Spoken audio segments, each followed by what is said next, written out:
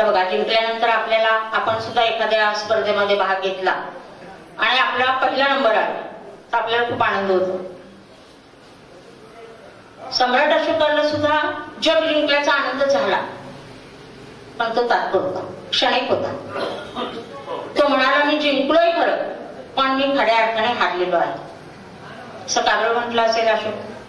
तर कारण कलिंगच्या युद्धामध्ये प्रत्येक घरातल्या लहान मुलासहित सगळेजण या सैन्यामध्ये उतरलेले होते. आणि जेवढा पैसा लागेल तेवढा पैसा, म्हणजे वित्तहानी पण झाली होती आणि मनुष्यहानी पण खूप मोठ्या प्रमाणात झाली होती. तर वर्णन असं केलेलं आहे की तिथं रक्ताचे पाठ वाहत होते. महिला ज्या होत्या त्या महिला, आपलं जेव्हा देश हारलेला आहे, आता आपण साधी क्रिकेटची मॅच सुद्धा हारली भारताने पाकिस्तानकडून तर आपल्याला खूप वाईट वाटतं आणि पाकिस्तानला शिवाय देत बसतो आपण. त्यावेळेला कलिंगचं एवढं मोठं समृद्ध असं राज्य, त्या जनतेने हारल्यानंतर जनतेला काय वाटलं असेल? आणि नुसतंच हारलं नाही तर घरातला प्रत्येक पुरुष त्या युद्धामध्ये मारला गेलेला होता. कोण जखमी झालेलं होतं, कोण अधू झालेलं होतं, अपंग झालेलं होतं. आणि इतके रक्ताचे पाठ वाहत होते. हे दृश्य बघून, नुसतं दृश्य बघितलं नाही, बघितलं तर की मी आनंदी झालो आहे. तलवार घेऊन ज्या वेळेला तो सम्राट अशोक कलिंग भूमीवरती आला, रणभूमीवर, त्यावेळेला त्याने जे चित्र बघितलं इतकं विदारक चित्र होतं. कारण आपल्या ज्या घरात बसलेल्या ज्या महिला होत्या त्या महिला धावत आलेल्या होत्या रणांगणामध्ये, आणि त्यांनी बघितलं की आपला पती, आपला मुलगा, आपला जावई, आपला नातेवाईक जो कोणी असेल तो कुठे आहे. आणि ज्या अवस्थेमध्ये त्यांनी बघितलं होतं त्यांचा आक्रोश हा कसा असेल बघा. जे आपल्या घरामध्ये एखादी दुःखद घटना घडली तर आपण किती आक्रोश करतो. इथं तर अख्खं राज्य, देश हा मृत्युमुखी पडलेला होता. आणि त्यामुळे त्यावेळच्या त्या महिलांचा आक्रोश, बहिणीचा, बायकोचा, आईचा, हा जो आक्रोश त्यांनी ऐकला सम्राट अशोकाने, त्यावेळेला त्यांना अत्यंत वाईट वाटले. जे आपल्याला आपण जिंकलोय याचा आनंद त्यांना झालाच नाही, की आपण जिंकून सुद्धा हारलेलो आहे याचं भयानक दुःख त्यांना झालं. आणि मग ते इतके अस्वस्थ, निराश झाले. आता आपल्याला काही नको म्हणाले. हे जे साम्राज्य हे कशासाठी मी कमावलेलं आहे, एवढ्या लोकांचा तळतळाट मी घेत आहे. आणि अशा प्रकारचं राज्य जिंकून काय उपयोग माझा, मी चक्रवर्ती सम्राट म्हणायला लायक नाही, असं अशोकाला वाटलं. आणि मग अशोक हा विषण्ण अवस्थेमध्ये, उदासीनतेमध्ये तो जगू लागला. परंतु आपल्याला माहितीये की आपल्या जीवनामध्ये कुठलाही टर्निंग पॉइंट असतो, तसा टर्निंग पॉइंट या सम्राट अशोकाच्या जीवनामध्ये सुद्धा आला. आणि मग सम्राट अशोकाने ज्या महालामध्ये तो खिडकीत बसला होता आणि तिथूनच काही भिक्खू बुद्धं शरणं गच्छामि म्हणत चाललेले होते. या भिक्खूंमध्ये एक भिक्खू असा होता की ते अतिशय शांत, गंभीर पद्धतीने तो पावलं टाकत होता. आणि हा भिक्खू दुसरा तिसरा कोणी नसून सम्राट अशोकाचा पुतण्या न्यग्रोध होता. सुसेनचा मुलगा हा श्रमण झालेला होता आणि तो भिक्खू धम्मोपदेशाचं काम करत होता. आणि मग त्या निग्रोधला पाहिल्यानंतर या सम्राट अशोकाला वाटलं की अरे, इथे सगळं आपण किती दुःखी आहोत, पण याचा चेहरा मात्र धीर, गंभीर, शांत, कसलंही दुःख नाही याच्या चेहऱ्यावर, असा आहे. मग त्यांना बोलवलं. सम्राट अशोकाने आपल्या महालामध्ये बोलवलं, उच्चासनावर बसायला सांगितलं. ते बसले आणि मग त्यांना विचारलं की तुम्ही असे कसे आहात. मग त्यांनी सांगितलं गौतम बुद्धांचा धम्म हा न्यग्रोधने थोडक्यात उपदेश या भोजन झाल्यानंतर अशोकाला दिला. आणि हा धम्मोपदेश ऐकल्यानंतर सम्राट अशोकाला वाटलं की याच्यासारखं दुसरं सुख नाहीये, याच्यासारखी दुसरी शांती नाहीये. आणि म्हणून मग बौद्ध धम्माचा स्वीकार करण्याचा संकल्प त्यांनी केला. आणि मग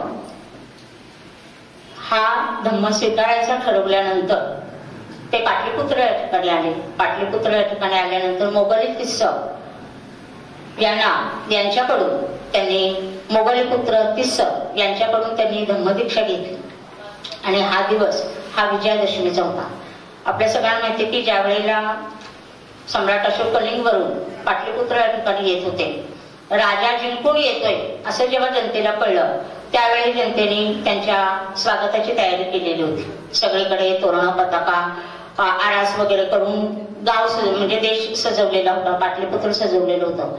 परंतु ही जी तयारी होती ही तर तयारी अशोकाने वेगळ्या पद्धतीसाठी तयारी करायला सांगितली होती. आणि हे जे गोष्ट करायची होती ती म्हणजे बौद्ध धर्माचा स्वीकार करण्यासाठी अशा प्रकारचं वातावरण त्या ठिकाणी तयार झालेलं होतं. आणि मग सम्राट अशोकाने मोगलीपुत्र तिस्स यांच्याकडून बौद्ध धर्माची दीक्षा घेतली. तो दिवस म्हणजे विजयादशमीचा दिवस. आणि म्हणून आपण या सम्राट अशोकाने एकट्याने दीक्षा घेतली, त्यांच्या कुटुंबातल्या लोकांनी दीक्षा घेतली, परंतु त्याने एकट्याने दीक्षा घेतली नाही, तर जनतेला सुद्धा भाषण केलं आणि जनतेला सांगितलं की मी युद्ध जिंकून आलेलो आहे, पण मी खरंच पराजित आहे. पण जेव्हा मी हा धर्माचा उपदेश ऐकला त्यावेळेला मी खरं माझं मन शांत झालेलं आहे. मला असं वाटतं की हा धर्मच आपल्याला तारू शकेल. आणि मग या कलिंगच्या युद्धाच्या वेळेला त्यांनी हे सगळं विदारक दृश्य जेव्हा बघितलं त्यावेळेला त्यांनी असं ठरवलं की मी जे युद्ध जिंकेन यापुढचं ते युद्ध अहिंसेचं युद्ध असेल. म्हणजे हिंसा मी करणार नाही, कुठल्याही प्रकारचा शोषण करणार नाही आणि साम्राज्य विस्तार सुद्धा करेल, परंतु तो दयेने, शांतीने, समाधानाने लोकांना तृप्त करून अशा पद्धतीनेच मी साम्राज्य विस्तार करेन, अशी शपथ त्यांनी कलिंगच्या या भूमीवरती घेतली. आणि मग ते मोगलीपुत्र तिस्स यांच्याकडून धम्मदीक्षा घेतली. लोकांना सुद्धा धम्मदीक्षा घेण्यासाठी आवाहन केलं. संपूर्ण देशाने, त्यावेळेच्या पाटलीपुत्र राज्याने धम्मदीक्षा त्यावेळेला घेतली आणि खऱ्या अर्थाने अशोकाने दुसरं धम्मचक्र प्रवर्तन केलेलं आहे. तो दिवस म्हणजे विजयादशमीचा आणि म्हणून आपण त्याला अशोक विजयादशमी असं म्हणतो. जे अशोक विजयादशमी का म्हणायचं तर तथागतांच्या नंतर धम्माचा ऱ्हास झालेला होता. बऱ्याच ठिकाणी ते कमी झालेलं होतं धम्माचा उपदेश. आणि हा धम्माचा उपदेश पुनरुज्जीवित करण्याचं काम खऱ्या अर्थाने सम्राट अशोकाने केलेलं आहे. आणि त्यानेच फक्त स्वतः धम्म घेतला नाही तर प्रजा घेतला आणि जेवढी राज्य त्याच्या ताब्यात होते, जवळजवळ संपूर्ण जग त्याच्या ताब्यात होते, संपूर्ण देशामध्ये या तथागतांचा धम्म पोहोचवण्याचं काम सम्राट अशोकाने केलेलं आहे. आणि नुसतं धम्म पोहोचवलं नाही तर त्याचं काहीतरी चिन्ह राहावं. आपल्या सगळ्यांना माहिती की 84,000 स्तूप त्यांनी बांधलेले आहेत. आज आपण ज्या ज्या वेळेला उत्खनन करतो त्या त्या वेळेला तथागतांचंच आपल्याला रूप खाली आपल्याला पाहायला मिळतं. हे त्याचं प्रतीक आहे की सम्राट अशोकाने केलेलं हे खूप महान कार्य आहे. हे कार्य आपण विसरू शकत नाही. आणि मग जेव्हा बाबासाहेब आंबेडकर जेव्हा परदेशामध्ये अभ्यास करत होते, अभ्यास करताना भारताचा इतिहास, मानववंशशास्त्र आणि हा जो इतिहास जेव्हा ते वाचत होते त्यावेळी असं लक्षात आलं की आपण महान लोक आहेत म्हणून आपल्याला हे नव्हत आहे, पण खऱ्या अर्थाने महान लोक किती पराक्रमी होते. त्या काळामध्ये असलेले जे महान लोक होते आधी झालेले ते खरंच आपले बौद्ध धम्मीच होते हे जेव्हा त्यांच्या लक्षात आलं. आणि मग 1914 पासून त्यांनी जे काम केलं, 24 पासून जे काही काम चालू केलेलं होतं त्यांनी जवळजवळ 10 वर्ष आपली अस्पृश्यता नष्ट व्हावी म्हणून बाबासाहेबांनी खूप कष्ट घेतलेले आहेत. जे 1924 ते 1934 पर्यंत हा जो 10 वर्षांचा कालावधी आहे, हा 10 वर्षांचा कालावधी बाबासाहेबांनी वेगवेगळ्या प्रकारच्या, आपल्या सगळ्यांना माहिती की 1920 31 जानेवारी 1920 ला मूकनायक हे पहिलं पत्रक त्यांनी काढलं, पाक्षिक. आणि या पाक्षिकाच्या माध्यमातून जनजागृतीचं काम किंवा अस्पृश्य निवारणाचं काम बाबासाहेबांनी केलेलं आहे.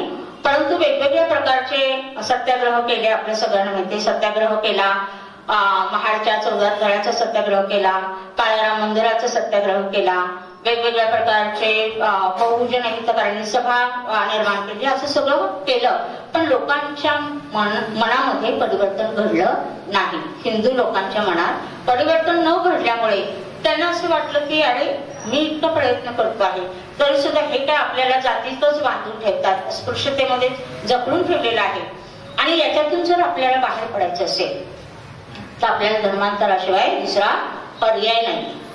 आणि मग बाबासाहेबांनी आपल्या सगळ्यांना माहिती की 13 ऑक्टोबर 1935 येवले या ठिकाणी, नाशिक जवळ येवले या ठिकाणी धर्मांतराची घोषणा केलेली आहे. म्हणजे 10 वर्षाचा कालावधी त्याच्या आधीपासून तसं बघितलं तर बाबासाहेबांच्या लहानपणापासूनच त्यांना स्पृश्यतेचे चटके बसत होते. वेगवेगळ्या प्रकारचे पुस्तकं वाचून त्यांना लक्षात येत होतं की आपण शिक्षण घेतलंय. अनेक प्रसंग, आता त्या प्रसंगाकडे मी जाणार नाही, पण आपल्याला सगळ्यांना माहिती आहे की अस्पृश्यतेचे चटके लहानपणापासून बाबासाहेबांनी सोसलेले. मग एकट्या बाबासाहेबांनी सुचलं नाही तर अस्पृश्य जातीतल्या प्रत्येकाने त्यावेळेला अशा प्रकारचे अन्याय सहन केलेला आहे. आणि हा अन्याय सहन करतात मी शिकलेलो आहे तरीही मला अन्याय सहन करावा लागतो. तर माझी भोळी भावडी जनता, की जी अडाणी जनता आहे, ह्यांना किती त्रास होत असेल हा विचार त्यांनी केला. आणि या 10 वर्षाच्या कालावधीमध्ये वेगवेगळ्या प्रकारे जनजागृतीचं काम त्यांनी केलं. पण तरी हिंदू धर्माच्या लोकांमध्ये कुठल्याही प्रकारचा बदल घडून आलेला त्यांना दिसला नाही. आपल्याला माहिती आहे की ज्या वेळेला त्यांनी पाण्याचा सत्याग्रह केला त्यावेळेला शुद्धीकरण कशा प्रकारे केलेलं आहे. म्हणजे माणसं महत्वाची नाहीये तर त्या ठिकाणी असलेलं गोमूत्र जास्त महत्वाचं आहे.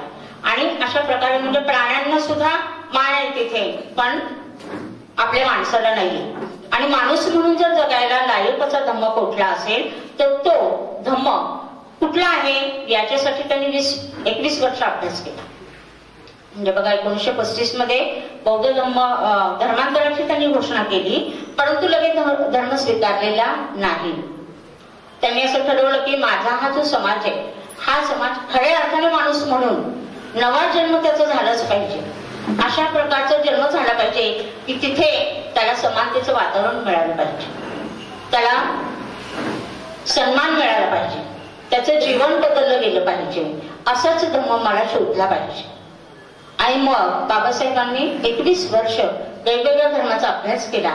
आणि वेगवेगळ्या धर्माचा अभ्यास करत असताना त्यांना असं आधी वाटलं की आपण शीख धर्माचा जाऊयात, शीख धर्म. तर सगळी तयारी त्यांनी केली शीख धर्म घेण्याची.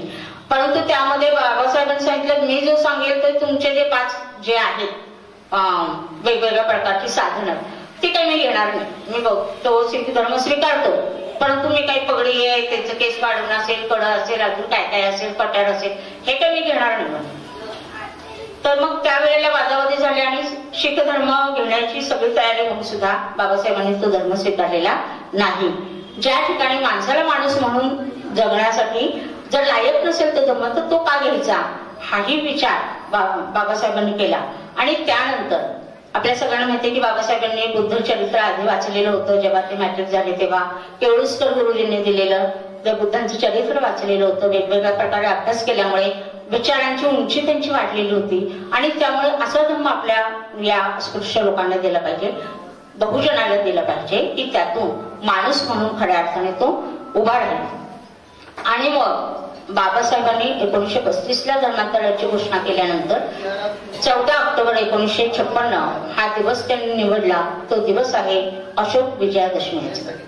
आणि अशोक विजयादशमी आणि म्हणून बाबासाहेबांनी 1949 मध्ये आपल्या सर्वांना जे संविधान दिलेलं आहे त्या संविधानामध्ये तसं बघितलं तर आपण सगळं काय आहे बुद्ध धर्माचं सार आपल्याला या प्रास्ताविकांमध्ये बघायला मिळतं. बाबासाहेबांनी धर्म स्वीकारण्यासाठी ज्या वेळेला तयारी केली त्यावेळेला त्यांना असं वाटलं की योग्य व्यक्ती आपल्याला धर्मदीक्षा देण्यासाठी पाहिजे. आणि मग भंते चंद्रमणींची त्यांनी निवड केली. आणि या चंद्रमणींशी या धर्माच्या संदर्भात अनेक प्रकारची चर्चा केली. नुसतं घेतलं नाही आधी त्यांनी तर चर्चा केली काय आहे काय नाही, कसं केलं पाहिजे, काय केलं पाहिजे. आणि आपल्या सगळ्यांना माहिती की हे सगळं काम करत असताना बाबासाहेबांनी स्वतःच्या प्रकृतीकडे किंवा कुटुंबाकडे लक्ष दिलेलं नाहीये. आणि मग त्याची प्रकृती खालवत चाललेली होती. तरीही मी आता हा जो धम्म दिलेला आहे हा धम्म लोकांना कळला पाहिजे, त्यासाठी मला काही लिखाण केलं पाहिजे, काही तत्व त्यांना सांगितले पाहिजे. धम्म नुसतं स्वीकारून चालणार नाही तर त्या धम्माचं आचरण करण्यासाठी त्यांच्यापुढे योग्य प्रकारची तत्व मापदंड ठेवला पाहिजे. आणि म्हणून त्यांनी त्यावेळेला आपल्या सगळ्यांना माहिती आहे की भारतीय बौद्ध महासभेची स्थापना झाल्यानंतर त्यांनी बुद्ध पूजा पाठ असं एक पुस्तक काढलेलं होतं. वेगवेगळ्या गाथा वेगवेगळ्या ठिकाणाहून म्हणजे आपला जो धम्म आहे भारतातून नष्ट झाला पण इतर देशांमध्ये तो झालेला होता. जसं की सम्राट अशोकाने श्रीलंकेमध्ये आपल्या मुलाला पाठवलं होतं भिक्खू महेंद्र महास्थवीर महेंद्र यांना. आणि मुलगी संघमित्रा ते भिक्खुनी झालेली होती. म्हणजे दोघांनाही त्यांनी वेगवेगळ्या देशांमध्ये पाठवलेलं होतं. त्यावेळी जे भिक्खू होते ते वेगवेगळ्या देशांमध्ये जाऊन प्रचार प्रसाराचं काम करत होते. फक्त आपल्या भारतापुरतं मर्यादित नाही तर संपूर्ण जगामध्ये हा धर्म पसरवण्याचं काम सम्राट अशोकाने केलेलं आहे. आणि हे जेव्हा इतिहास बाबासाहेबांनी वाचला त्यावेळी संविधानाच्या माध्यमातून आपल्या सगळ्यांना माहिती की अशोकाचा जे स्तंभ आहे तो जो स्तंभ आहे सिंहाचा जो आहे 3 सिंहाचा तो एक आपल्याकडे एक मापदंड म्हणून मान ज्याला आपण म्हणतो की त्याचं हे असल्याशिवाय 4 सिंह समोरून 3 दिसतात, 4 सिंहाचा आहे, समोरून आपल्याला 3 दिसतात. हा जो स्तंभ आहे तो अशोक स्तंभ म्हणून ओळखला जातो की त्याला आपल्याला मेन कुठलीही गोष्ट करायची असेल, सरकारी शिक्का असेल तर त्या सिंहाचा शिक्का आपल्याला मिळावा लागतो, त्याशिवाय आपल्याला ते मान्यता. म्हणजे आपण आपल्या देशातून दुसऱ्या देशात जायचं असेल तर भारताचा शिक्का कुठला, तर हा 3 सिंहाचा शिक्काच आपल्याला त्या पासपोर्टवरती घ्यावा लागतो. कुठल्याही कामावरती तो घ्यावा लागतो आपल्याला. जे वकील हे जे मानपत्र वापरतात तर त्याच्यावर सुद्धा तेच चित्र असतं सिंहाचं. म्हणजे हे जे आहे हे सगळं बाबासाहेबांनी वेगवेगळ्या प्रकारच्या सांकेतिक चिन्हांमधून आपल्याला तो धम्म दिलेला आहे, सांगितलेला आहे. आणि म्हणून ज्या वेळेला आपल्या भारताचा ध्वज तयार करायचा होता त्यावेळेला सुद्धा जाणीवपूर्वक अशोक चक्र आपल्या 3 रंगांमध्ये दिलेलं आहे. मध्ये निळ्या रंगाचं, म्हणजे आपण ज्या वेळेला ध्वजाचे 3च रंग म्हणतो तर 4 रंग यापुढे म्हणायचं आपल्याला की एक पांढरा, केशरी आणि हिरवा, आणि त्याच्यामध्ये असलेला निळा रंग आहे अशोक चक्राचा. जे अशोकाचं जे खऱ्या अर्थाने महत्व आहे हे तर बाबासाहेबांनी जाणलं. आणि आपल्याला हा धम्म दीक्षेचा कार्यक्रम 14 ऑक्टोबर 1956 रोजी नागपूर या ठिकाणी घडवून आणला. आता नागपूरच का घेतलं वगैरे हा इतिहास साधारण आपल्या लोकांना माहितीये की नागवंशीय लोक त्या ठिकाणी जास्त होते, ते बौद्ध धर्मीय होते. अगस्ती ऋषींनी एकच नागवंशीय बुद्धिस्ट असा व्यक्ती वाचवला जेव्हा कत्तल झाली त्यावेळेला, आणि त्याचे हे आपण वंशज आहोत सगळे, अशा प्रकारे तो जो इतिहास आहे. आणि मग नागपूर आधी दिल्ली नंतर मुंबई कुठल्या ठिकाणी आपण करायचा हा विचार करून शेवटी नागपूर हे ठिकाण बाबासाहेबांनी निवडलं. आणि त्या ठिकाणी आपल्याला सर्वांना त्यावेळेस अडाणी लोक होते, काही शिकलेले होते, अशा सगळ्यांना आपल्या सगळ्यांना वर्णन जर आपण केलं तर वेगवेगळ्या खेडेगावातून पायी चालत 14 तारीख ठरल्यानंतर पायी चालत आधीच 8, 10, 15 दिवस लोक पायी येत होते. शिदोरी शिळ्या भाकरी घेऊन निघालेले होते. आणि 5 लाख लोकांनी एका वेळेला एकही रक्ताचा थेंब न सांडता ही बाबासाहेबांनी आधी स्वतः घेतली आणि इतरांना दिली धम्मदीक्षा. तो दिवस म्हणजे आजचा अशोक विजयादशमीचा दिवस आहे. त्यावेळेला तारीख 14 ऑक्टोबर होती, आज 2 ऑक्टोबर तारीख आहे. तर आज या दिवशी आपण खऱ्या अर्थाने धर्मांतर केलेलं आहे. आता हे जे धर्मांतर केलेलं आहे म्हणजे धम्मचक्र प्रवर्तन बाबासाहेबांनी केलेलं आहे. 5 लाख लोकांना त्यावेळेला त्यांनी दीक्षा दिलेली आहे. आणि ही दीक्षा देताना अतिशय जाणीवपूर्वक त्यांनी 22 प्रतिज्ञा आपल्याला दिलेल्या आहेत की ज्या आपण मगाशी वाचल्या. मग फक्त वाचून आपलं काम भागणार नाही का. तर आपल्याला पहिल्या ज्या 7 प्रतिज्ञा आहेत, या ज्या 7 प्रतिज्ञा आहेत 6 मध्ये 7वी जी आहे ती आहे की बौद्ध धर्माच्या विसंगत असे कुठलेही क्रियाक्रम मी करणार नाही. आज जर आपल्याला चित्र असं दिसतं मग आपण धर्मांतर करून काय मिळवलं, तर आपण प्रगती आपली केली स्वतःची, आपण चांगल्या उच्च पदस्थ नोकऱ्या केल्या, आपलं घरदार बंगला गाडी उभी केली. पण बाबासाहेबांनी दिलेला जो बौद्ध धम्म आहे तो धम्म खऱ्या अर्थाने आपण पुढे नेतोय का, किंवा त्या धम्माचं आचरण करतोय का. त्या धम्माचं आचरण जर आपण करत नसू तर बाबासाहेबांनी दिलेल्या धम्माशी आपण गद्दारी तर करत नाही ना, हा विचार देखील आपण करणं खूप गरजेचं आहे. नवरात्रामध्ये आपण आपलीच लोक वेगवेगळ्या ठिकाणी जाताना पायात चप्पल न घालता दर्शन घेताना आपल्याला दिसतात. काही लोक विहारात येतात वेगवेगळ्या ठिकाणी, आपल्या विहारासाठी बोलत नाहीये मी, वेगवेगळ्या विहारांमध्ये सुद्धा जात असतील, आम्ही बौद्ध आहोत असं म्हणत असतील, परंतु 2 दगडीवर पाय त्यांनी ठेवलेला आहे. घरात एक आणि जसं आपण म्हणतो पोटात एक आणि ओठात एक अशी अवस्था आजही अनेक जणांची आहे. तर ही अवस्था आपल्याला मोडून काढायची असेल तर आपल्या आजूबाजूला असलेले जे आपली लोक आहेत त्यांच्यामध्ये मतपरिवर्तन घडवण्याचं काम आपण करणं म्हणजे खऱ्या अर्थाने आज हा अशोक विजयादशमीचा म्हणजे धम्मचक्र प्रवर्तन दिनाचा सण साजरा करणं असं होईल. आणि म्हणून प्रत्येकाने आपण असा संकल्प करूया की आपण बाबासाहेबांनी अस्पृश्याच्या दलदलीतून आपल्याला वर काढलेला आहे, आपल्याला माणूस म्हणून जगण्याचा अधिकार दिलेला आहे, आपल्याला नवा जन्म त्यांनी दिलेला आहे. गावकुसा बाहेर राहत होतो, आपल्या अंगावर कपडे नव्हते, लंगोटी घालून लोक काम करत होते, महिलांना आपले इज्जत सांभाळण्यासाठी सुद्धा कपडे नव्हते. अशी परिस्थिती असताना अशा परिस्थितीतून आज आपण अशा अवस्थेमध्ये आलेलो आहोत की आपण खूप मोठं प्रगती केलेली आहे, परंतु ही प्रगती बाबासाहेबांमुळे झालेली आहे. तथागतांनी जो धम्म आपल्याला दिलेला आहे त्या धम्मामुळे झालेली आहे. तर त्या धम्माला आपण प्रामाणिक राहून आपलं आचरण सुधारण्याचा प्रयत्न आपण केला पाहिजे. आणि म्हणून हा धम्मचक्र प्रवर्तन दिन साजरा करताना आपण असं म्हटलं पाहिजे की मी बौद्ध आहे, परंतु बौद्ध होण्यासाठी मी काय केलं पाहिजे, तर माझ्यामध्ये असलेले जे दुर्गुण आहेत ते दुर्गुण घालवण्याचा मी प्रयत्न करेन. म्हणजे बाबासाहेबांनी सांगितलं की मी 10 पारमिता पाळीन. मग पारमिता कुठल्या आहेत त्याचं वाचन आधी आपण केलं पाहिजे, त्या समजून घेतलं पाहिजे.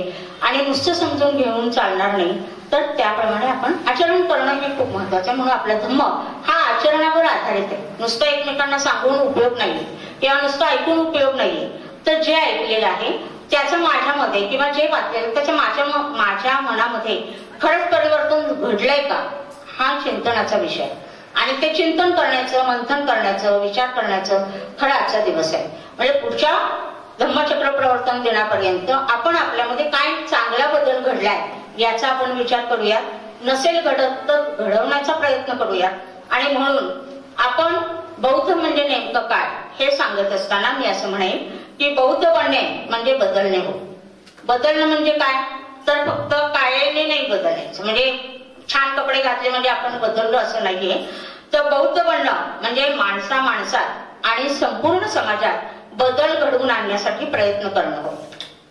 बौद्ध बनणं म्हणजे प्रत्येक गोष्ट नव्या प्रकारे वेगळ्या पद्धतीने आणि उत्तम रीतीने करणं हो.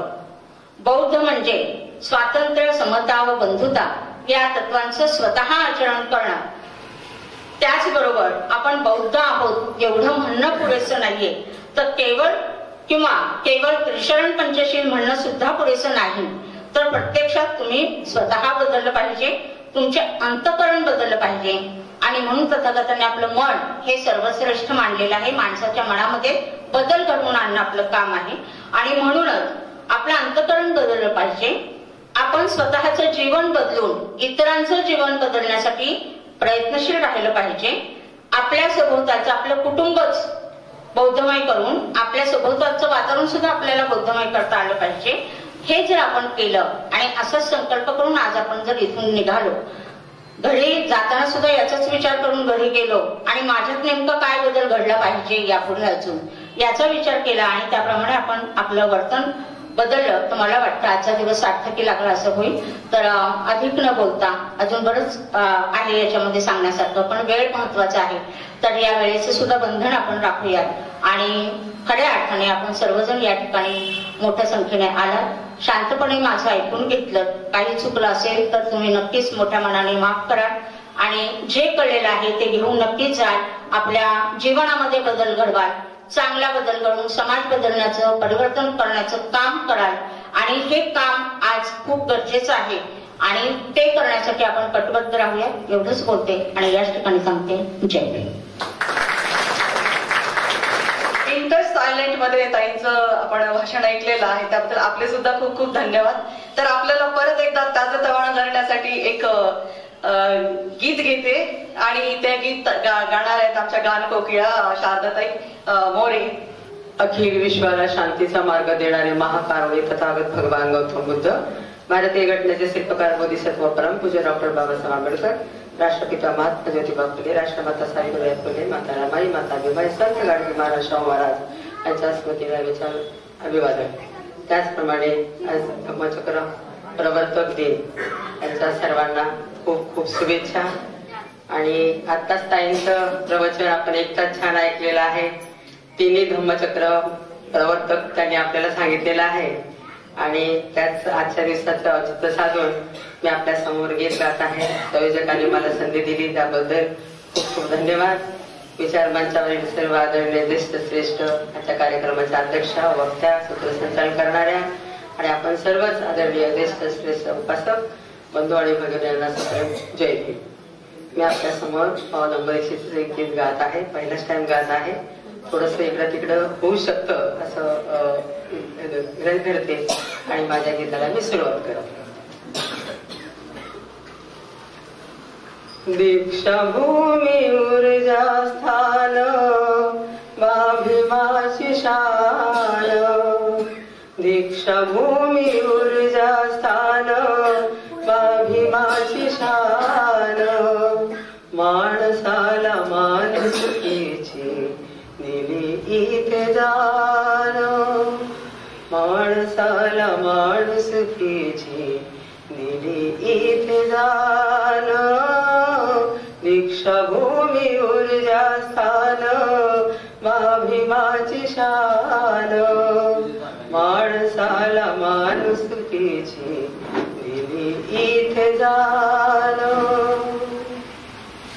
14 ऑक्टोबर 56 धम्मदीक्षेचे साल सम्राट अशोकांची घेऊन मशाल 5 लाख अनुयायांना मिळाला सन्मान माणसाला माणुसकीची दिली इथे जाण दीक्षाभूमी ऊर्जा स्थान भीमाची शान माणसाला माणुसकीची दिली इथे जाण दीक्षाभूमी ऊर्जा स्थान धम्मदीक्षेचा सोहळा या डोळ्याने पाहिला 22 प्रतिज्ञेचा आहे वाहिला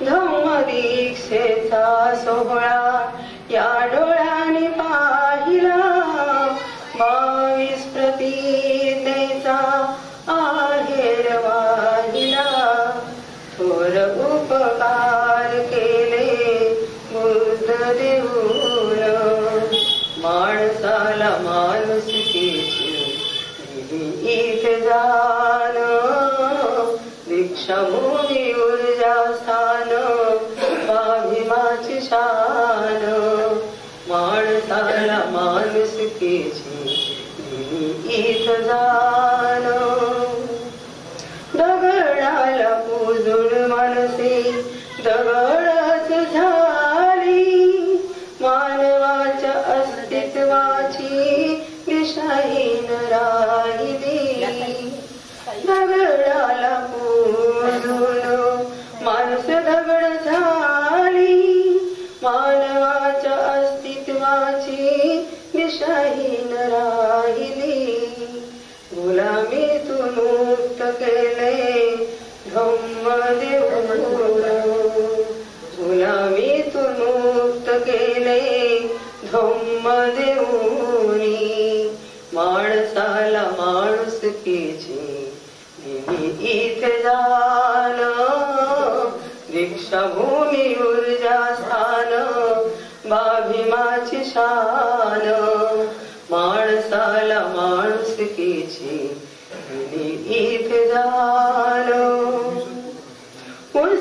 पुस्तकांसाठी भरतो जागतिक मेळावा बाबांच्या विचारांचा प्रसार वाढावा पुस्तकांसाठी भरतो जागतिक मेळावा बाबांच्या विचारांचा प्रसार वाढावा सांगे कीर्ती दीक्षाभूमीची सांगे कीर्ती दीक्षाभूमीची अमोल ठासून सांगे कीर्ती दीक्षाभूमीची अमोल ठासून माणसाला माणुसकीची दिली इथे जाण दीक्षाभूमी ऊर्जा स्थान भीमाची शान दीक्षाभूमी ऊर्जा स्थान भीमाची शान माणसाला माणुसकीची दिली इथे जाण माणसाला माणुसकीची दिली इथे जाण दीक्षाभूमी ऊर्जा स्थान दीक्षाभूमी ऊर्जा स्थान दीक्षाभूमी अंधार फार झाला आता दिवा पाहिजे, अंधार फार झाला आता दिवा पाहिजे. पुन्हा एकदा जाती धर्माने ग्रासलेल्या माझ्या भारत देशाला जीवा पाहिजे, माझा भीमा पाहिजे, माझा भीमा पाहिजे. त्यानंतर आजचे आपले विहाराचे उपाध्यक्ष महेंद्र सर जाधव सर यांना मी विनंती करते की त्यांनी आपलं मनोगत थोडक्यात व्यक्त करावं. सर्वांना प्रथमतः मैत्रीपूर्वक जय भीम. सर्व महामानवांना वंदन करतो. विचारपीठावर उपस्थित असलेल्या आमच्या सगळ्या भगिनी आणि बंधू भगिनी सर्वांना जय भीम. आज खऱ्या अर्थानं हा 69वा आपला धम्म प्रवर्तन दिन आहे. त्याच्या प्रथमतः आपण सर्वांना शुभेच्छा देतो. अतिशय अगदी आजचा दिवस जो काय आहे तो आमच्या दळवीताईंनी बुद्धापासून सम्राट अशोकापर्यंत, अशोकानंतर आज जे धम्म प्रवर्तन झालेलं आहे ते बाबासाहेबांपर्यंत झालेलं आहे. कसं झालं, काही झालं, अगदी तंतोतंत माहिती दिलेली आहे. यापेक्षा आजच्या दिवसाला आणखी काय बोलणं उचित ठरणार नाही. तर मी या ठिकाणी आज बहुसंख्येने उपस्थित असलेल्या आमचे सर्व बंधू भगिनींना हार्दिक शुभेच्छा देतो. मी या ठिकाणी थांबतो. जय भीम. महाकारुणिक तथागत भगवान बुद्ध परमपूज्य डॉक्टर बाबासाहेब आंबेडकर, माता रमाई, माता भीमाई, माता सावित्री यांना प्रथम अभिवादन करते. विचार मंचावरील अलकाताई, आपल्या दळवीताई यांना जय भीम. तसेच सर्व उपासक आणि उपासिका यांना सप्रेम जय भीम. आणि 69व्या धम्मचक्र परिवर्तन दिनानिमित्त सगळ्यांना शुभेच्छा देते. आता बोलण्याला काही नाही. ताईंनी इतकं छान म्हणजे प्रवचन दिलं, 1 तास बोलल्या त्या, म्हणजे सगळेजण स्तब्ध होते. म्हणजे अजिबात बोर वाटत नव्हतं. त्यांनी जेवढं सांगितलं तेवढं मनात म्हणजे आपल्या हृदयात बसलं. तर ताईसाठी एकदा टाळ्या वाजवा. आणि विशेष सांगायचं म्हणजे आज बरेच उपासक आणि उपासिका इथं जमलेले आहेत. तर सर्वांना मी शुभेच्छा देते धम्मचक्र परिवर्तन दिनाच्या. आणि इथंच थांबते. जय. सोनाली लोखंडे खूप सुंदर गाणं गाते ती. तिलाही विनंती करते की तिने एक गीत आपलं बोलावं इथे. जय भीम सर्वांना. सर्वांना विजयादशमीच्या हार्दिक शुभेच्छा.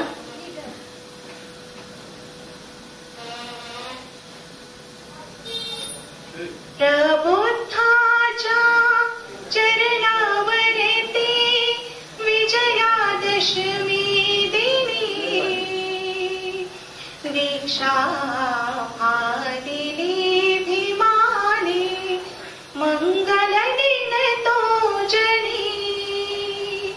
प्रबुद्धाच्या चरणावरती विजयादशमी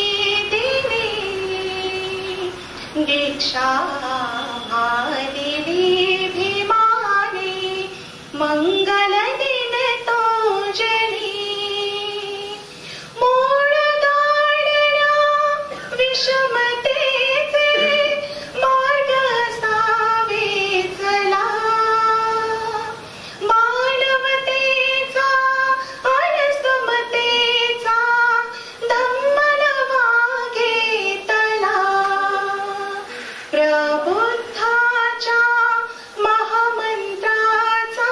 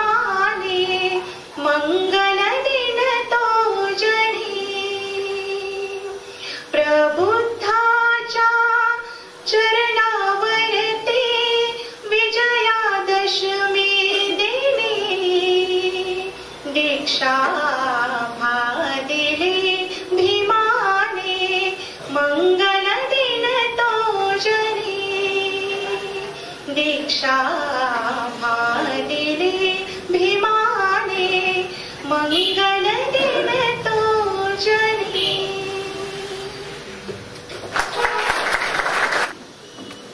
काम करो ऐसा कि एक पहचान बन जाए, काम करो ऐसा कि एक पहचान बन जाए, चलो ऐसा कि हर कदम निशान बन जाए, चलो ऐसा कि हर कदम निशान बन जाए। यहाँ जिंदगी तो हर कोई बांट लेता है, यहाँ जिंदगी तो हर कोई काट लेता है, मगर जिंदगी जियो इस कदर कि विशाल बन जाए, विशाल बन जाए, विशाल बन जाए। अखिल विश्वाला शांतीचा करुणेचा संदेश देणारे महाकारुणी तथागत भगवान गौतम बुद्ध, विश्वरत्न बोधिसत्व परमपूज्य डॉक्टर बाबासाहेब आंबेडकर या महामानवांना त्रिवार अभिवादन करतो। उपस्थित सर्व बंधू आणि भगिनींना सप्रेम जय भीम। विचार मंचावर उपस्थित असलेल्या आजच्या कार्यक्रमाचे अध्यक्ष अलकाताई गायकवाड, सूत्रसंचालन करणारे आमच्या रमाताई मोहोळ, त्याचप्रमाणे आजच्या वक्त्या माजी महिला अध्यक्ष लताताई दळवी यांनाही सप्रेम जय भीम। मी थोडीशी दिलगिरी व्यक्त करतो, मी काही वेळापुरतं बाहेर गेलो होतो, पुन्हा मी आलेलोच आहे। आषाढ पौर्णिमा ते अश्विन पौर्णिमा आपण 3 ते 3.5 महिने वर्षावासाची जी प्रवचन मालिका आपण विहारामध्ये संपन्न केलेली आहे, त्याचा समारोप आपण अश्विन पौर्णिमा 7 तारखेला आहे, मंगळवारी अश्विन पौर्णिमा। तेव्हा भंते सुदर्शन आणि भंते धम्मदर हे 2 भंते या ठिकाणी उपस्थित राहणार आहेत, तर त्यांची धम्मदेशना पण होणार आहे। तेव्हा आज जसे जे उपासक जमलेले आहेत त्याचप्रमाणे त्याही दिवशी उपासकांनी उपस्थित राहावं अशी मी त्यांना विनंती करतो। आणि भंतेंना चिवरदान करायचे, त्याचप्रमाणे फलदान करायचे आणि काही त्यांना आवश्यक वस्तू आपल्याला दान करायच्या। तेव्हा जे इच्छुक काही उपासक असतील त्यांनी काही धम्मदान करायचं असेल तर त्यांनी मोड साहेबाकडे खजिनदार आहे त्यांच्याकडे करावं। दुसरं विशेष म्हणजे 12 तारखेला रविवार आहे, 12 तारखेच्या रविवारी आपली वार्षिक सर्वसाधारण सभा आपण आयोजित करणार आहोत। सर्वांना कळवलं जाईल सभासदांना, जास्तीत जास्त सभासदांनी त्या 12 तारखेच्या कार्यक्रमाला उपस्थित राहावं। आपल्याला 24-25चा अहवाल वाचन करण्यात येईल, सर्वांना त्याची माहिती देण्यात येईल की 24-25 मध्ये आपण किती जमा झाले, किती खर्च झाले, आपला संपूर्ण वर्षाचा आढावा घेतला जाईल आणि त्या वर्षामध्ये आपण विहारामध्ये कोणते कोणते कार्यक्रम आयोजित केले त्याचाही संपूर्ण आढावा घेतला जाईल। 18 सप्टेंबरला या कार्यकारिणीचा कार्यकाल संपलेला आहे म्हणजे आमचा, तेव्हा 12 तारखेला मी माझ्या पदाचा राजीनामा देणार आहे। ते सर्व सभासदांना द्या माहिती असू द्या आणि संस्थापक सचिव या ठिकाणी आहेत, त्यांच्या माहितीसाठी मी सांगतो 12 तारखेला वार्षिक सर्वसाधारण सभा झाल्यानंतर मी माझ्या या कार्यकारिणीचा राजीनामा देणार आहे आणि ही कार्यकारिणी बरखास्त होणार आहे। तेव्हा संस्थापक सचिव यांनी पुढील कारवाई, पुढील निवडणूक काय कशी करायची, काय करायची ते ठरवून घ्यावं, त्याच्यासाठी माझं सहकार्य असणार आहे। तेव्हा पुन्हा एकदा सर्वांना 69व्या धम्मचक्र प्रवर्तन दिनाच्या हार्दिक हार्दिक शुभेच्छा। धन्यवाद। जय भीम, जय बुद्ध, जय भारत। विश्वाला शांतीचा संदेश देणारे भगवान गौतम बुद्ध, विश्वरत्न डॉक्टर बाबासाहेब आंबेडकर, माता रामाई, माता भीमाई सर्वांच्या महान विचारांना मी तेव्हा धन्यवाद करते। तसेच कार्यक्रमाचे विहाराचे अध्यक्ष अवजरे सर आणि माझे अध्यक्षा दळवीताई, उपाध्यक्ष आपल्या वानखेडेताई, तसेच आपले संस्थापक सचिव आपले जाधव साहेब आणि आजच्या सूत्रसंचालन करणाऱ्या रमाताई मोहोळ यांना सगळ्यांनी जय भीम करते आणि समोर बसलेले सर्व मान्यवर उपासक आणि उपासिका यांना सुद्धा माझा मानाचा जय भीम आणि धम्म प्रवर्तन दिनाच्या हार्दिक शुभेच्छा तुम्हाला सर्वांना।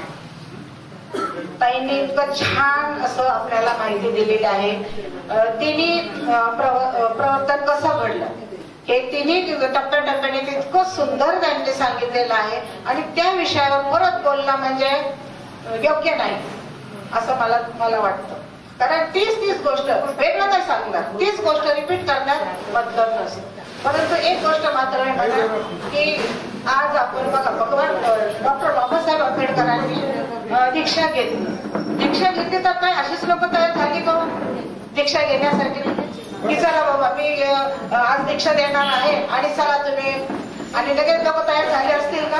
किती संघर्ष करावा लागला असेल ना. भरपूर डॉक्टर बाबासाहेब आंबेडकरांना दीक्षा जेव्हा घ्यायची हे जेव्हा त्यांच्या मनात आलं असेल त्यावेळेस त्यांना संघर्ष आणि सुरुवात करायची आणि ती कशी करायची ह्यापासून तयारी त्यांना करावी लागली असेल. हो ना. त्यांनी महाडचा सत्याग्रह केला. महाडचा सत्याग्रहामध्ये त्यांनी दाखवून दिलं की काय आपल्याला बघा आपल्याला पाण्याला गुरंढोरं तिथं पाणी पिऊ शकतात पण आपण तिथं जाऊ शकत नाही. हो ना. काळाराम मंदिराचा सत्याग्रह तिथं कुठेही जाताय कुत्र जाऊन आतमध्ये फिरून येऊ शकताय परंतु माणूस जाऊ शकत नाही ते म्हणजे आपण नाही जाऊ शकत. हे सगळं म्हणजे बाबासाहेबांनी परिषदा घेतल्या कोकणा मिटिंगा घेतल्या बरेचसे म्हणजे जागी त्यांनी सभेचे आयोजन केलं आणि खूप मोठा संघर्ष करून त्यानंतर आपल्याला दाखवून दिलं आधी लोकांना की आपली काय किंमत आहे आपली काय किंमत आहे हे पहिल्या लोकांना दाखवून दिली त्यांनी. हो की नाही. आज आपल्या विहारामध्ये 100 लोक उपस्थित आहेत. हो की नाही. ताईंनी प्रवर्तनाचा अर्थ सांगितला. हो की नाही. म्हणजे आपल्यात झालेली सुधारणा हो ना परिवर्तन आपल्यामध्ये झालेलं. आज विहारामध्ये 100 लोक बसले आपल्यामध्ये परिवर्तन झाल्याशिवाय आपण विहारात आलेलो नाही. बरोबर आहे ना. मग आपण परिवर्तन कधी करणार? आपलं झालंय पण आपल्या शेजारी पाजारी जे विहारात येत नाही त्यांचं परिवर्तन कधी करणार? आपण काय काम करणार? या 3 टप्प्यामध्ये भगवान बुद्धांनी काम केलं सम्राट अशोकांनी काम केलं त्यानंतर बाबासाहेबांनी काम केलं. आता वेळ आपली आहे ना. आपण विहारात येतो प्रवचन ऐकतो प्रवचन ऐकल्यानंतर घरी जातो पुरणपोळी करतो दसऱ्याच्या दिवशी करतो ना किंवा अनेक काही कोणी प्रत्येक जण आपापल्या पद्धतीने काहीतरी सण साजरे करतो. आपण जयंती आली की सगळं साफसफाई करतो. हो की नाही. आपली पोरं नाचतात मोठमोठे डीजे लावतात सगळं करतात. प्रवचन ऐकायच्या वेळेस कुठं असतात? झोपलेले असतात. दुसऱ्या दिवशी येत नाही पोरं विहारामध्ये कारण रात्री दमलेले असतात ना. ते कसं प्रवर्तन होणार हो सांगा ना. ज्या वेळेस तुम्हाला चांगलं ऐकायचं असतं त्यावेळेस तुम्ही ऊन येईपर्यंत झोपताय. आता ते शब्द वापरत नाही मी पण ऊन येईपर्यंत झोपताय तुम्ही. परंतु ज्या वेळेस तुम्हाला काय करायची म्हणजे एक संधी मिळत असते की जयंतीच्या दिवशी बाबा तुम्ही भाषण ऐकायला या चांगली व्याख्यानं ऐकायला या त्यावेळेस तुम्ही येत नाही. हो की नाही. आपले तरुण वर्ग काय आणि आपल्यातले काही वरिष्ठ सुद्धा अशा कार्यक्रमात आवर्जून उपस्थित असतात. रात्री 12-1 वाजेपर्यंत जागण्याला. तर आपल्यामध्ये परिवर्तन कधी घडणार? तर माझी एकच इच्छा आहे. आता वेळ पण खूप झालेला आहे. एकच इच्छा आहे. आज इथं 100 लोक आलेले आहेत बरोबर आहे ना. आणि आपण ह्याच्या अगोदर 2 वर्षापूर्वी धम्मदीक्षेचा कार्यक्रम आपल्या विहारामध्ये घेतलेला आहे. 100 लोकांमध्ये प्रत्येकाने एकच व्यक्ती पुढच्या वर्षी घेऊन यायचं. आपल्या शेजारी पाजारी जे विहारात येत नाही करू दे त्यांना देवधर्म करू दे. आपल्याला त्यांच्याशी भांडणं करायची नाही. आपल्याला त्यांना समजूनही सांगायचं नाही. आपल्याला फक्त त्यांच्या बरोबर राहून आपलं आचरण दाखवायचंय. त्यांना भांडणं करायची नाही किंवा तू खूप भांडणं होतील अशाने दररोज आपण एक अशी भांडणं करू की तुझ्या घरी देव आहे तर तू का काढत नाही तुझ्या घरी असं आहे तुझ्या घरी तसं आहे तू ते करतो तू हे करतो. हा संघर्ष निर्माण होणार आहे.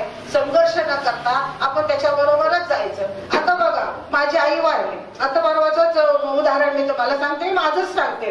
परवा माझी आईला मरून जाऊन आता 4-5 महिनेच झाले असते. हो की नाही. त्याच्यानंतर पितृबंधवडा आला ते जेवण मिळवायचं वगैरे ते काय आलं. आता माझ्या मैत्रिणी काही मला विचारतात अगं बाई काय आता ते चातुर्मास काहीतरी आलं होतं ना आता मध्ये तर तुमच्या आईचं ते काही मिळवलं का? मी म्हणते नाही तर तसलं काही नाही. मी सरळ सोपं सगळं करत असते. एकदा आपलं पुण्यनमोदन झालं की त्याच्यानंतर आपलं वर्षाचं काय स्मृतिदिन करायचा. एकदम सुटी येते बघ.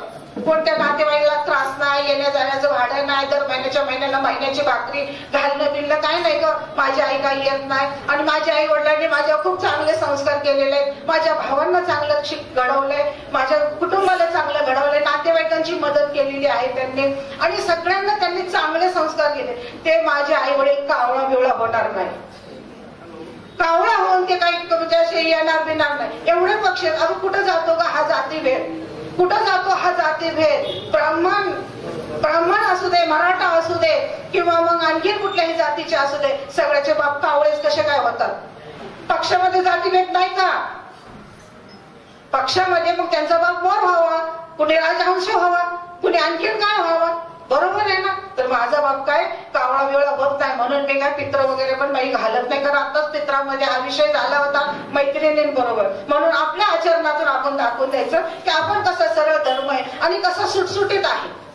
तर आज 100 लोक जर इथं थांबलेले आहेत तर मला असं वाटतं अवजरे साहेब अध्यक्ष असतील किंवा नसतील आणि नसले तरी पण ते कार्यरत राहणारच आहे.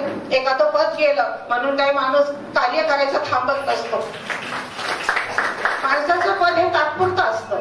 2 वर्षाचं असतं, 3 वर्षाचं असतं, 4 वर्ष असतं, कुणाचं 10 वर्षाचं असतं, पण ते जाणारं असतं. ते कुठलीही गोष्ट नाही. जसं आपल्या बुद्ध धर्मात लिहिलेलं आहे कुठलीही गोष्ट जे उत्पन्न होते ते नष्ट होते, ती नश्वर आहे, ती नष्टच होणार आहे.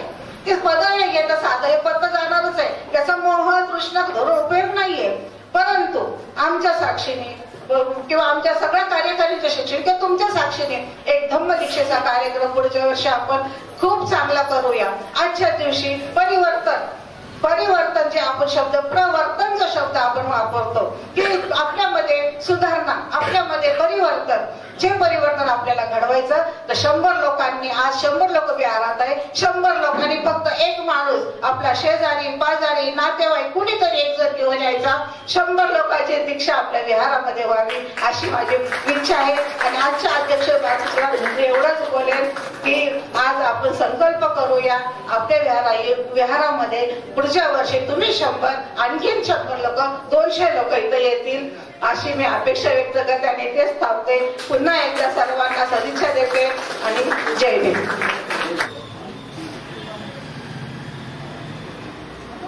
तथागत भगवान गौतम बुद्ध, भारतरत्न डॉक्टर बाबासाहेब आंबेडकर, महात्मा ज्योतिबा फुले, माता सावित्रीबाई, माता भीमाई, माता रमाई, छत्रपती शाहू महाराज, छत्रपती शिवाजी महाराज, महिला, दलित आणि वंचित यांचे सर्व उद्धार करते.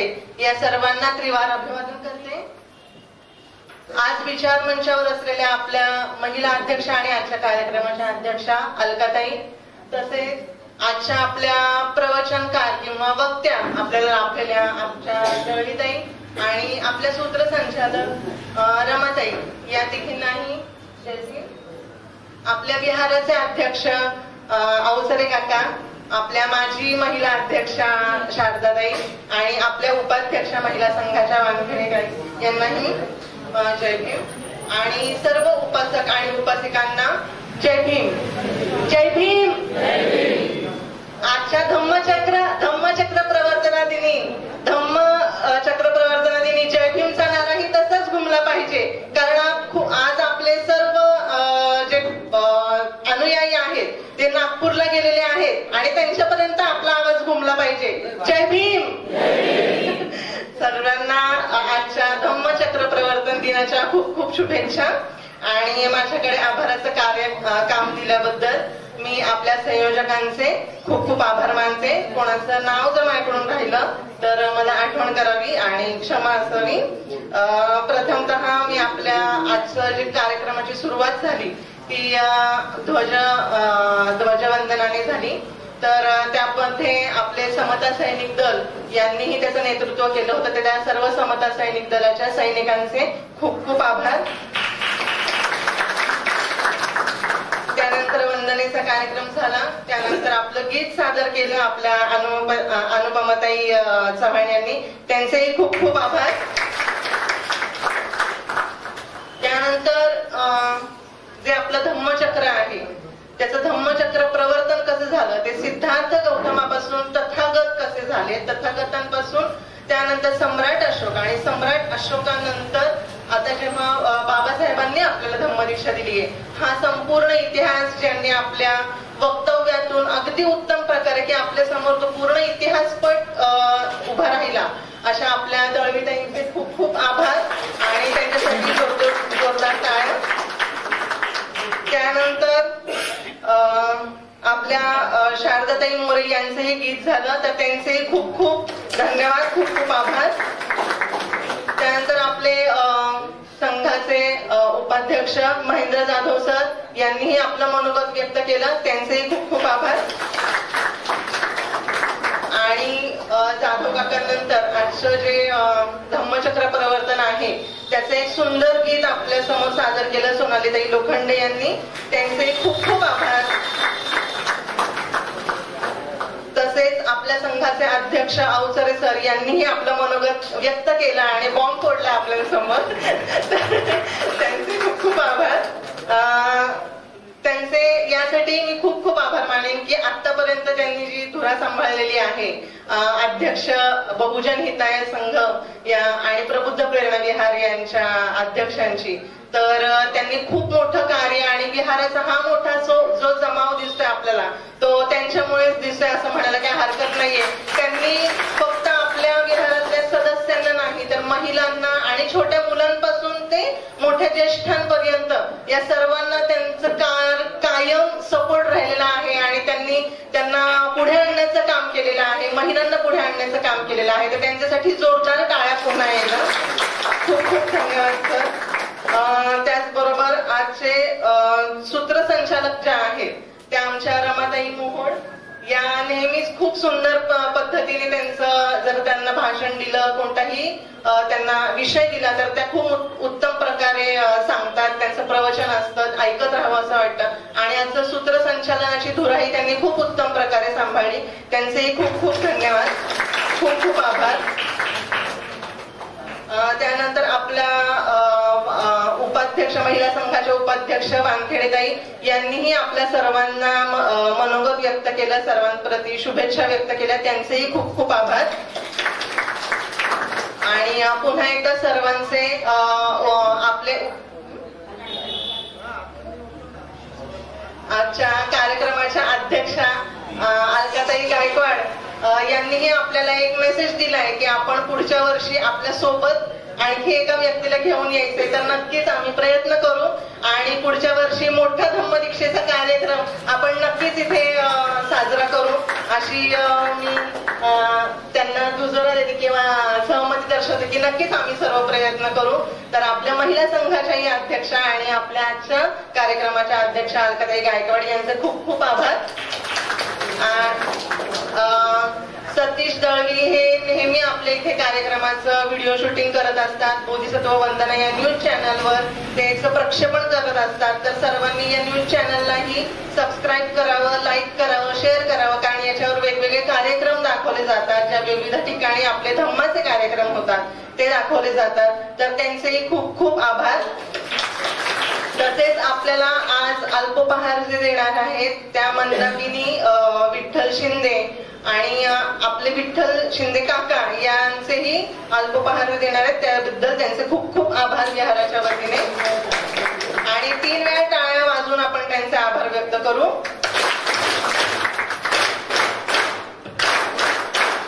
आणि सर्वात शेवटी last not but the list आपण सर्व उपासक उपासिका छोटे प्रेक्षक याशिवाय श्रोतृवृंद याशिवाय आपला कार्यक्रम पूर्ण होत नसतो आणि त्या असे दर्दी आपल्या सगळ्या विहारामध्ये या विहारामध्ये आपल्याला लाभलेले आहेत. आपल्या सर्व उपासक आणि उपासिकांचे खूप खूप आभार.